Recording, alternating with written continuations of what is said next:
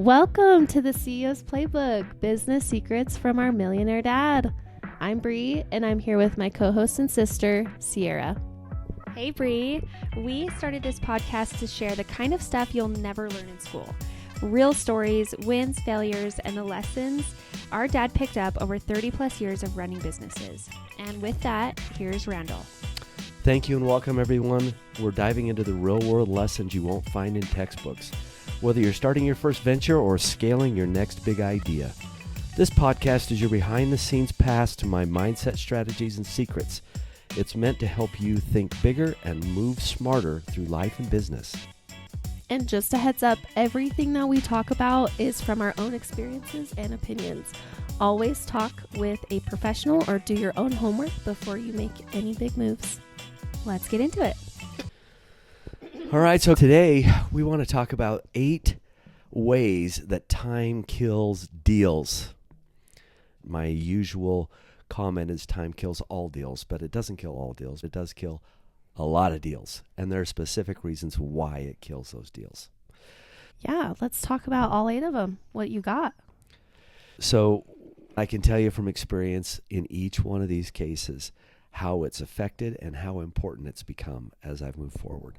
First one I want to talk about is lack of urgency. It's a big deal. Lack of urgency means there's nothing that is pushing the deal to happen.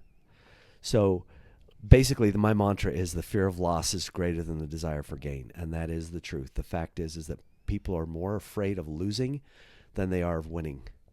Because of that, they'll make decisions based on the fear of the loss rather than the future of this is an exciting thing. Now, you're going to have a little bit of both of that, but when it comes to urgency, if you don't have any kind of deadline or timeline, some sort of, and I don't want to use the word fear because it's not fear, but it's a deadline. It's a moment that has to be met. Without that moment, without that fear of loss, then there's no motivation to push it forward. One thing too that I will say just out of my own experience is whatever I have in my head that's the fear, more times than not, it actually isn't what it ends up being. Like the fear seems, that saying that fear is a mile long but an inch deep. Yeah. It's kind of like you can work something up so hard and high in your head, but really you don't know until you do it. So the fear is a bit of a motivator. That's not necessarily a good thing. It's not necessarily a bad thing. It's a motivator. So if you've got, let's say, a real estate deal and you need to get it pushed through, I can tell you it's classic when a realtor says to me, oh, there's somebody else looking at the property. They're coming on Tuesday. So what does that do? That puts the fear, which is really just putting urgency into the transaction. So I understand that that's what he's doing, and it's not the only case. It happens a lot where people will use that motivator to put a timeline on it and to put urgency into the transaction.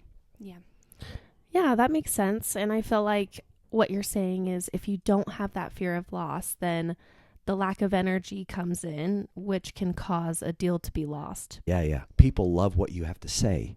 They think you're doing great, and they believe it will change their lives. But there's no reason to do it today. And if there's no reason to do it today, then they're going to go home, they're going to get into their real world, and then the urgency will just fade.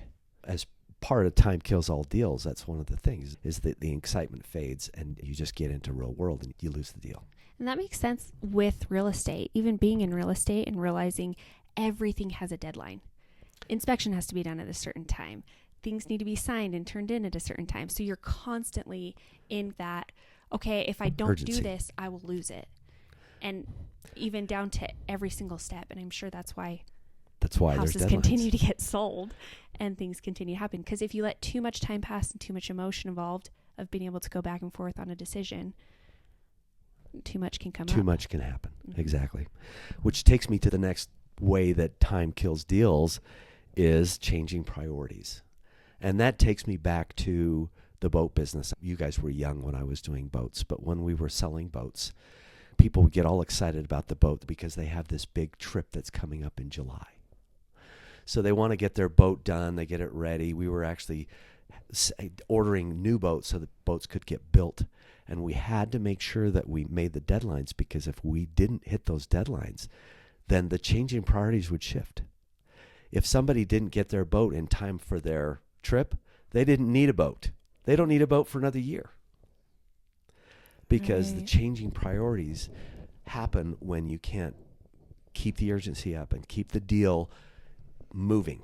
Keeping the deal moving. That kind of almost feels like also keeping that vision alive for them too. Like for you, it's like they're imagining them on a boat in the summer, having this family vacation, doing all this stuff, and you got to keep that alive so that they want that to be fulfilled. Same with a house sale. Do you want to be in this new house by Christmas? And you can have your family there in this time, and you kind of create that vision for them to help move the sale along. You know, it just kind of helps build into the emotion of that big decision. Absolutely. And here's the other thing that this brings up is that money seals the decision. Meaning, if you've put money on it, if you've actually put your money on the board, now you've made a commitment in your head. So now the changing priorities and the different things that could happen are harder, which is why so many people say, give me a deposit, because it sets your mind to the decisions made.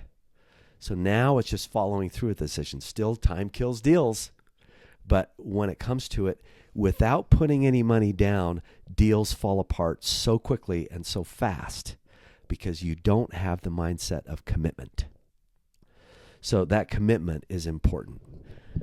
Now, the third thing I wanted to talk about is about communication breakdown. One of the other challenges is that the longer a deal takes, and let's go to the restaurant that we were looking at there a while back. We were talking about a restaurant.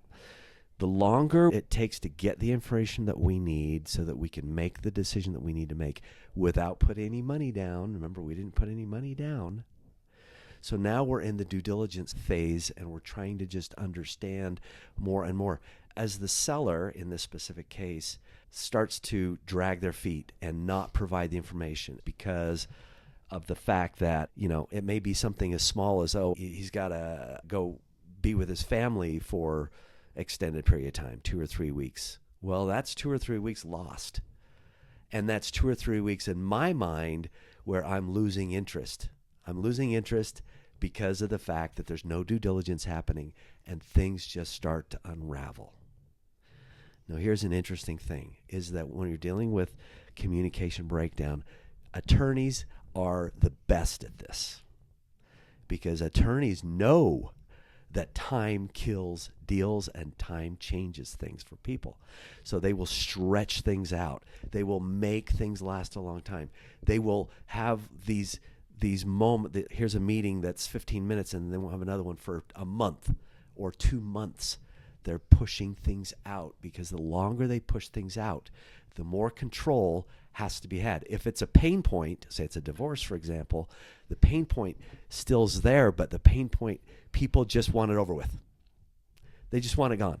So the longer the time goes, that actually benefits the attorney. It hurts the deal, but it benefits attorneys. It's one thing that drives me crazy, but that's the way I've seen it from that perspective. In fact, a lot of times they'll actually separate the two parties. In fact, most of the time they'll separate the two parties. Don't talk, don't communicate, let me do it, let me get in the middle of it, and then they just stretch. Mm-hmm. So communication breakdown, time kills deals. That just happens. Next one, decision fatigue. Decision fatigue is a big one. Let's say that you're getting a big real estate project. I keep going real estate because that's what I know the most. You got a big real estate project. When you're trying to buy the property and decide what you're going to do, if you don't know what you're going to do and you don't have that clear vision, which we've talked about 100 times, then there becomes too many decisions to make. And now I've got to decide what type of house I'm going to put in there, where I'm going to do this, how's the city going to, all the different pieces, what's the appraiser, how's it going to appraise, what's the surveyor going to deal with, how am I going to get the sewer, how am I going to get the water, all the different decisions have to be made, and sometimes if you let too much time go by, then you get decision fatigue. You start getting tired of having to re-idea and imagine something. It's really important that all those decisions are decided at the get-go when you're getting in there and you're getting moving, because you can avoid that fatigue. I remember even Mom saying to me a few years back when there was a thought of possibly building a home. Yeah. And I remember her saying to me, just know that figure out what you want now, because you're going to have to decide down to the cabinet knob what you want in the home. And it's so many decisions and so many things that you don't even realize you have to think about. So just know, figure out what you want now, because it's so many decisions in one place. And going to business in general, if you've got a CEO who's running a business, trust me, we're dealing with decision fatigue. And if somebody comes to me with a new idea and I have to make a decision on that, and the time continues to go, the longer that time takes, the less interested I get, right? Because I'm trying to make a whole bunch of decisions. Yeah. And at the same time, I've got this one coming at me and all these other decisions. And I start going, where can I put that money to use better than there? Mm-hmm. So when it comes to decision fatigue, it is a real thing. So remember that. You want to avoid decision fatigue. Mm-hmm. Next one I put down there is competitors stepping in. This is a common deal. Happens in my boat business. It happens in all the businesses where if you take too long, somebody can step in and take it. That's another piece where you've got a seller who just, he's been trying to sell this for 6 months or a year, and you start lingering them out longer and longer. Someone else is going to come along. Ideas, we believe, are kind of our own ideas, which a lot of times they are. Most of the case they are. But it always is interesting to me how when I come up with an idea, someone else in this world came up with the same idea the same day I did. And Andrea talks about that being the same frequency. We're all in the same frequency, so it comes to the same person, or it comes to 5 different people. So what happens is that if you have an idea, at some point we'll talk about my web speaker. We developed a phone app and a computer app that would basically speak everything that's on the screen to you, so it would read the screen to you. Little did I know that once I got into it, other people had come up with the same idea. There's always a bigger fish. There's always somebody with more money. And they got ahead of me, and they took it before I could. So it's one of those things that it took me too long. I didn't get it out in place. I had done my research. I had applied for a patent, but I was behind because I was not fast enough. I took too long. Well, and that obviously goes back to previous episodes too, of that being a fear of not wanting to move forward in a vision, knowing there's going to be 10 other people doing the same thing that I'm doing. So it is important to have all these things in place so that you continue to move forward, because other people are also going to quit with the same exact thought. Time kills deals. When you hear me say it over and over again, it really is the real thing. It really matters. So next one I wanted to bring up is going to be emotional cooling. Emotional cooling. Someone, they go to buy a car, get all excited about this perfect car. They get there to the car dealership, and the car dealer says, you know what? I know you like this car. Get back to me and let me know how it goes. Do they do that? No. What do? They do something called the puppy dog close. Puppy dog close is, take my puppy. If you don't like it, bring it back to me. But go ahead and take it right now. And what happens? You fall in love with the puppy. You never want to give it back. Same thing with a car. They're going to get you to drive out the door with the car. Even if all the other details aren't taken care of. If they can get you to drive out the door with the car, you don't lose that emotional cooling. You don't lose that idea that, I don't have to necessarily have this car. I like the car. I think it's the greatest car in the world, but I don't really need that car today. I think I could probably use my money elsewhere. So your mind starts to cool the decision. So number 7, it's about external changes. Things can happen out of your control. Things can change that you don't realize are coming. I had a guy, I believe it was 2008, right before the crash, right before everything changes. He comes to me on a Friday. We had just put down $55,000 on a 60-acre parcel, and we bought the option. So we had the option to buy 60 acres in Diamond Valley, which is in St. George. Ugh, wish that really happened. We had the option to buy that, and I'd put my share was $55,000, put a total of $200,000 on that project as an option. So we'd bought the option to buy the property in a year's time. And one of the partners that I was with comes in my office on Friday, and he says, listen, he says, I know that you want to be a part of this, but I think we want to just take it from here. So he offered me $200,000 on Friday. He had his checkbook. He was going to cut me a check for $200,000 on Friday. And you would put up 55? I had put up $55,000. Wow. Dang. So I would look at that going, oh man, that's a great idea. I should probably do that. But you know what? I'm going to think about it. Let me get back to you on Monday. On Monday, the entire industry changed. It literally switched. It was out of his control, it was out of my control. But because all of a sudden the market crashed, everybody was just like, stop everything, hold off on anything. By Monday, he had decided, I'm not going to do that right now. Mm-hmm. By Wednesday or Thursday, the deal was totally off the table. And I could have gotten a check on Friday. Time kills deals. I could have easily taken that. One thing I learned from my dad's boss, his name was Harold Hammond. He's long passed away. But he didn't realize he was a mentor to me, but he was a mentor. He said some amazing things. But one of the things he said, when I bought his building from him, where we had the Davidson Marine building, when I bought that first building from him, I bought it at a pretty cheap price. And I said to him, are you sure you're okay selling it for this price? And he goes, I'll take your money now, then worry about taking your money later. I'll take a little bit less now, knowing that I'm locked in and I've got a deal, than worry that things might change, you might change, and you may not buy it later. I have heard you use that now, like with different things on finding office spaces and things where that's kind of how you'll position it to begin with. Okay, if we really want this, we'll give them this much now, not the full price, and see how much they want this sold, basically, or see where they're at. Information is king. Mm-hmm. That's one of the things we want to talk about, because that is a very, very critical part.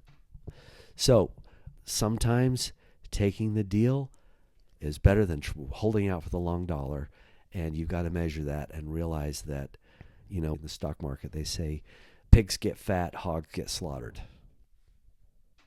You wait, you get too greedy, it's going to hurt you.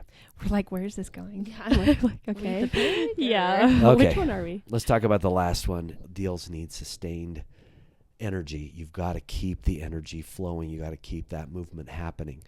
The key thing about these kind of transactions, or even in business, there is an energy that comes with moving the deal forward. Even if it takes longer to get done, but it's constant, it's in the front of your mind, it's happening. It's okay that it's a little bit longer. It's when you lose that energy out of the gate. So without clarity becomes murkiness. When you are trying to put together a specific deal and you don't have the clarity and you don't have the energy to keep it moving forward, it's going to lose it. It's a complete opposite. It's like when you drive my car, you drive in the Rivian, you push on the gas, it goes faster than you can believe. It's amazing. You let off the gas, it slows you down really quick. It doesn't just coast. Deals don't coast. They're either going super fast or they're slowing down. So you've got to see the fact that you've got to keep the energy flowing in the business. Those are my 8 ways, guys.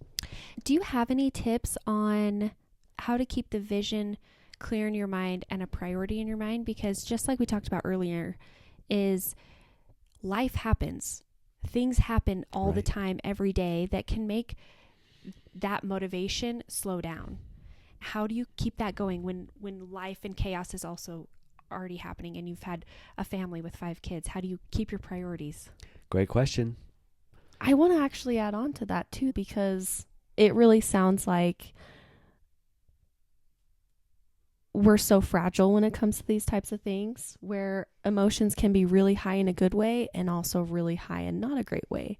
There's always these pros and cons of, like, the fear of loss can be such a pro to keep you going with your vision, and the fear of loss can be your biggest enemy. How do you get that balance of knowing that you can have those fears and you can have those excitements and having them all within the same realm, so you don't have that lack of urgency, or you don't have it where you're just losing sight because the time is going on? So my response to that, guys, is that you begin with the end in mind. You always begin with the end in mind. That is a Stephen R. Covey quote. If you have the vision and you know what it's going to look like at the other side, you know what you are looking to see when it's done. You know what you're trying to get to when it's complete. If that vision stays, then it's just a matter of you just keep pushing the rock up the hill. You keep pushing the rock up the hill, keep pushing the rock up the hill, and at one point it will come off on the other side. But it really just comes down to vision, keep the power, keep that dream moving forward because you have a clear understanding of what it's going to be on the other side. Know the clear understanding. If it's real estate, it's easy because you know how much you're supposed to make from the start. When it's any business, you know what it's going to look like on the other side. When you know you're going to hit your goals, you've got to keep pushing to reach those goals, and you've got to keep pushing to reach the clarity that you've come to through step number 1, through step number 2, the vision, the understanding, writing it in paper, having a clear understanding as to what the end looks like. Begin with the end in mind, and then you've got to just have the drive, and people will follow drive. Just going off of my personal life right now and experiences is seeing the end goal, realizing what I'm doing, what I'm trying to get to, but then also instead of that being something that overwhelms me, then going back to what am I doing step by step? Step 2. What does day by day look like? Drill it right rather down. than having to just focus on that because there's so many little steps. So you just got to go day by day. What is today? And how do I get to tomorrow to get to the end? Absolutely right. To get the goal, I've got to see each individual step. As I'm walking on this trail up the mountain, I know what the top of the mountain I'm trying to get to, but each step on the trail needs to have my attention. Because if I misstep and I hit a rock or I trip, it'll slow me down and keep me from reaching my ultimate goal at the top of the mountain. So it's almost like the time kills all deals can be in a way of your own self being in the way of killing the deal. 100%. Yeah. 100%. Time kills deals, but it's because we're not pushing the deal forward. Yeah. We're not making it happen. So all these different reasons we're talking about are reasons why just too much time in and of itself is the problem. That also makes sense to write it down on paper because sometimes I get stuck on step 10 when I'm only on step 2. Why am I even thinking about step 10? Because I know what my steps are because I took the time to write it down. And now I don't have to even have more muddiness in my brain when I've got the blueprint. You're right. It's really a matter of drilling it right down to step 1, step 2, step 3. And each time you take one of those steps, celebrate the win. Hey, we got this done today. Hey, we were able to take care of this. This is all taking me towards our goal. And one more thing, too, that I'm learning. Again, I'm just taking it from my personal life right now. Yeah.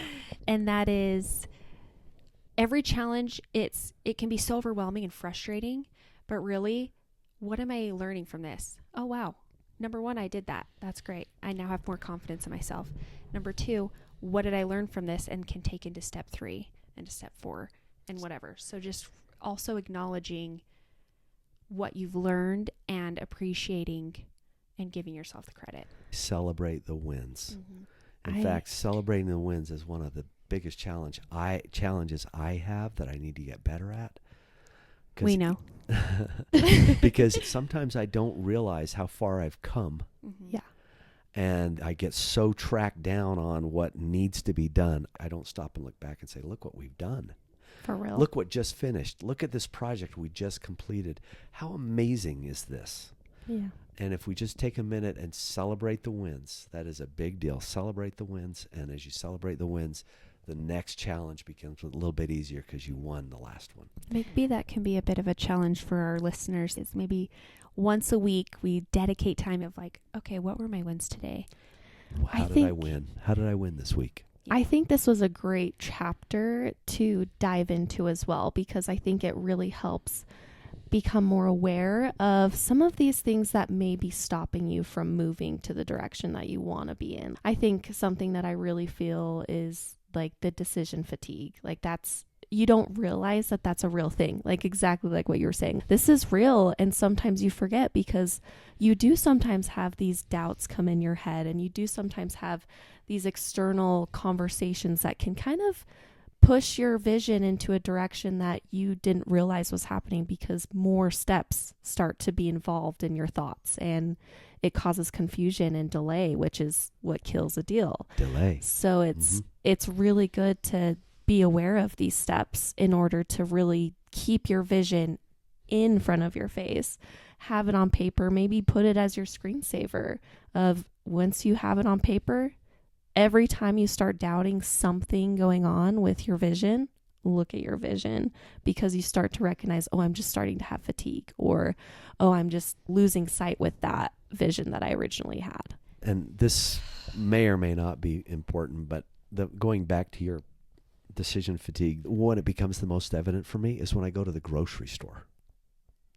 I hate the grocery store. Crazy. Because when I go to the grocery store, sometimes I'll say, well, I want popcorn, and I'll get there and there's so many choices that I end up not making the choice.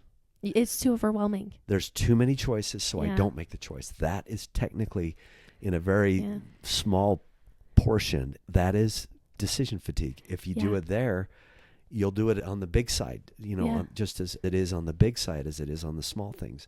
But decision fatigue is a real thing. So if I'm going to the grocery store and I know I'm going to buy popcorn, and I know I want Orville Redenbacher popcorn, let's say, or I want movie theater popcorn by Pop Secret, then I can go there and I don't have to make all the decisions, because the decision was already made when I got there. This is a very big, obvious eye-opener for me, is that I hate the grocery store. I hate it every time I go. And the reason is because I literally go with no list, and I just go saying, oh, I need to go to the grocery store and get food. I don't have things planned out. I have it speak to me, and I hate it every time. And also I spend what feels like 2 hours there going up and down every aisle, and then I'll find something here and I have to go back because I don't have the steps laid out, the things that I need, the planning ahead to make sure that I come out with the result that I'm looking for. Case in point, right there. Jace brought it up off camera. It's important to notice that if you went to the grocery store and you knew you were going to make lasagna this week, then it's just a matter of getting the right ingredients for that lasagna. Maybe I wouldn't hate it every time I go. It's like this weekend, Sierra, getting a red onion and coming in and being like, did I get the right red onion? Is it the right color? And guess what else? I came in with 5 other things too, because I just grabbed them and saw them. All right, that's a wrap for this chapter of the CEO's Playbook. Hopefully you picked up something useful while listening, or at least maybe had a good laugh. And if this helped you out or made you think of something a little bit differently, pass it along to somebody that you know. And make sure you're following the show so you don't miss what's next. Bye. All right, see ya. See ya. Bye. Take care.